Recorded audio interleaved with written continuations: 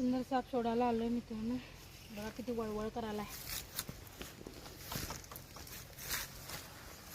नाही बघा, हे बघा, त्याला कळू बी नाही. धामण रॅट स्नेक फार जोरात पळतोय बघा बघा. आता थोडा वेळ जर मी याच्यासोबत पळलं ना त्याची गती कमी होणार. म्हणजे सापाचं हृदय हे छोटं असतंय, सर्वात छोटं हृदय असते त्याचं, त्यामुळे श्वास सुद्धा त्याला कमी लागतोय आणि त्याला धाप सुद्धा लगेच लागते.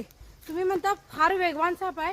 वेगवान किती जरी असला तरी मी त्याला नंतर चालत जाऊन पकडू शकते, कारण छोटं हृदय असल्यामुळे ऑक्सिजन सुद्धा कमी लागतं आणि त्याला मग लगेच धाप पण भरते. त्यामुळे त्याची गती जी आहे ती लगेच कमी होते.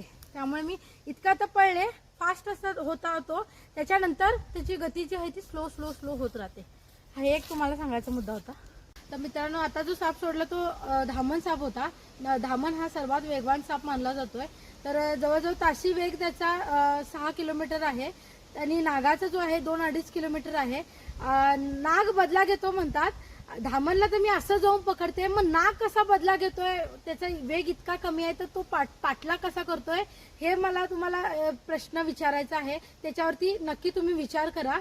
तर सर्वात वेगवान सापाला आम्ही चालत जाऊन पकडू शकतो, तर जो नाग आहे तो 2-2.5 किलोमीटर ताशी वेग आहे त्याचा, तर तो कसा काय आमचा पाठलाग करतोय, आम्ही तोपर्यंत पळून कसं काय जात नाही.